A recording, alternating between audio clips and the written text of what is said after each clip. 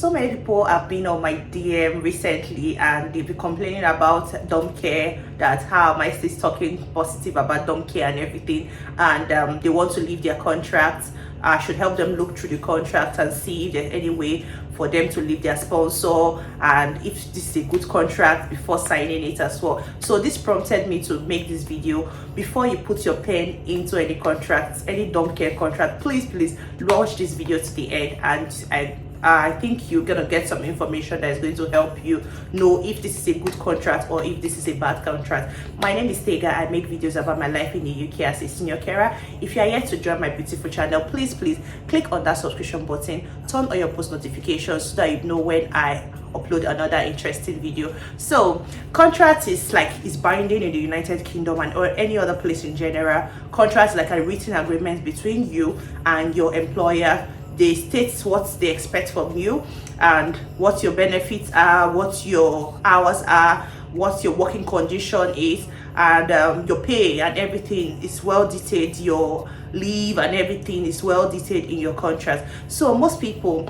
they didn't really sign their contracts before coming into the United Kingdom. Personally, like me, I didn't sign my contract before coming here. I only got an offer letter. I processed my visa and I came here. When I came here, that's when they gave me the contract. Just imagine you coming here and they gave you the contract here, so you don't even know what you're stepping into. You're already here, so you can't say, oh, I won't sign it or not. You just have to sign it because you need the job. You're already here. You can't say, no, let me turn down this contract. But if you're already in the United Kingdom when you got the job, I think you should watch this video because you have a choice to say, oh, I don't want this contract or I want this contract. At least you are not surprised about the way I was surprised when I came and I got my contract and everything. So there are some in dom care or in any care agency, there are type of contracts. Some you may have a 0 hours contract. Most people coming in right now, like if you pay for your COS or anything, I don't know if you have a guaranteed hour contract. There's a guaranteed hour contract and there's a 0 hour contract. 0 hour contract means that you don't have a fixed number of hours you're going to be working, so you may be opportunity to work more than 40 hours a week. Lucky you make your money and everything. That's really what we're actually working towards, getting more shifts and everything. I know in domiciliary care they only pay you when you are at the client's house and not when you're on the road. So when you're on the road, they only pay you mileage. So if you have a 0 hours contract, meaning that your company are going to give you hours according to what they see deem fit for you. So they don't have like a guaranteed hour. If you hope you understand better. So for guaranteed hours contracts, you have been requested to work a certain number of hours. So for example, I have been contracted to work 40 hours a week, meaning that even if I don't work 40 hours a week, I'm going to be paid that 40 hours a week salary. You understand? So that's like a guaranteed hour contract. But even if they don't have clients, if they don't have clients or they don't have any hours, like they don't have hours available for you, they still pay you. That's your guaranteed contract hour. You understand? So when I came, my company gave me 35 hours guaranteed contract, meaning that even if they don't have clients, the least amount they're going to pay me is 35 hours. So that 35 hours does not mean that that's the only number of hours I'm going to be working. So I may be working, the contracted hour they gave to me is 40 hours and I may be required to work 48 hours. So some week I end up working 48 hours, some week I work 40 hours. But the barest minimum they can pay me if they don't have a client is 35 hours. Hope you understand how this guaranteed hours contract works. So make sure before you put your pen into that contract, make sure you are not signing a 0 hours contract. Most companies that give 0 hours contracts may not have customers to give to you. They don't have service users to give to you, or they don't have hours to give to you. So they may give you the 0 hours contracts. You come here now, you end up that no, they don't have clients. So how do you pay your bills? How do you take care of yourself? How do you take care of your family if you came with your family? So don't sign a 0 hours contract, because you can only sign a 0 hours contract if there is a guaranteed pay for you, like this one I signed, like my 35 hours now is guaranteed. So make sure in dom care sign a guaranteed contracted hours. So don't sign a 0 hours contract. I'm not like mixing it up for you. Make sure you are signing a guaranteed hours, so in case they don't have clients, you still get paid at the end of. Another thing you have to look out for your contract is your contracted hours. That's apart from the money, apart from the your normal guaranteed hours contract. This one's like your contracted hours. How many hours are you supposed to work in a week? For my company, I was contracted 40 hours. You may be required to work 48 hours. After your 48 hours, if you want more shifts, you can let them know, and if they have shifts to give to you, they can give to you. But the merest minimum you can work is 40 hours a week. If they don't have clients, you can work lower than that, but you still get paid your guarantee, your contracted 35 hours. But make sure you know how many hours you're working in a week. Don't just like sign a contract that just says, oh, no number of hours. So make sure you ask them, am I working 40 hours a week, or am I working 48 hours a week, or 44 hours a week? Just be precise. Know the number of hours you're working in a week, and also the number of days you're working. In dom care, mostly we actually do care Monday to Sunday, so there's not then they do it like a rota. You have, like for my company, we work 7 days a week, 2 days off every week.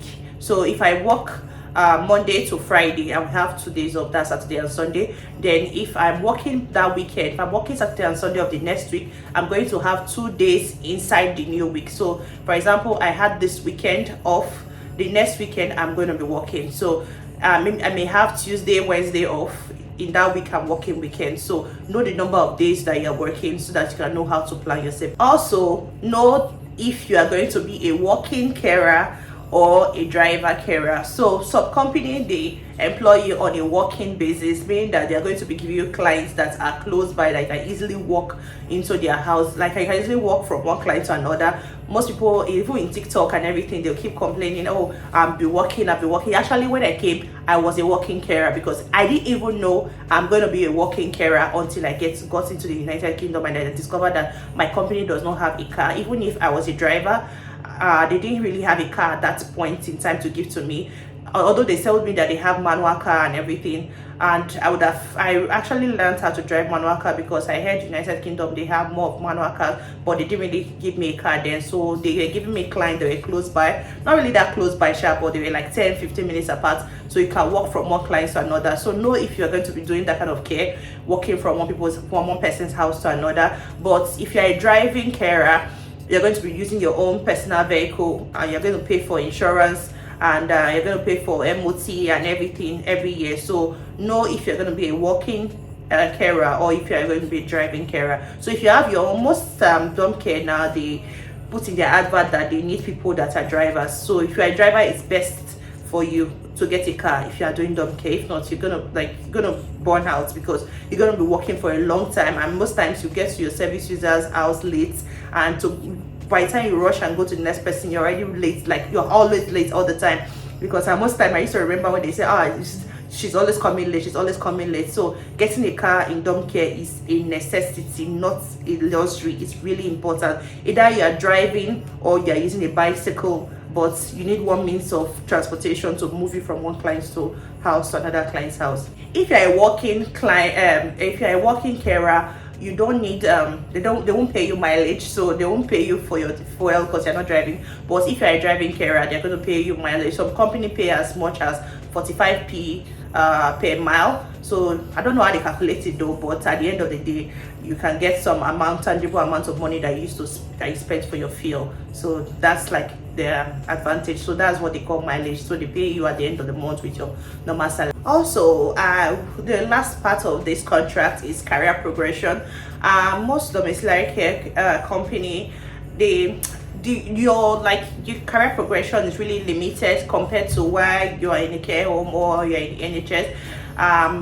I've seen someone that actually became a care coordinator from being a senior carer, and you can progress to be a care coordinator, but most times those openings are really limited. So there are already people filling that role. So most times you can just be a senior carer for a very long time before maybe a opening comes up, then you can apply for that opening with your experience and maybe be considered for that role. So they're actually limited career progression, but it's still that good for you to do your MVQ 2, 3, 4, 5, 6. So the more MVQ you do, the more qualification you have for when there's actually opening for you to do some career progression. Hope you understand. For example, if your company have a role of a care coordinator, if you have an MVQ3 by then, you are suitable for that role. So if you have like an MVQ4, if there's a managerial position opening available either in your company or any other company, you can be able to progress becoming a care manager, a care coordinator, or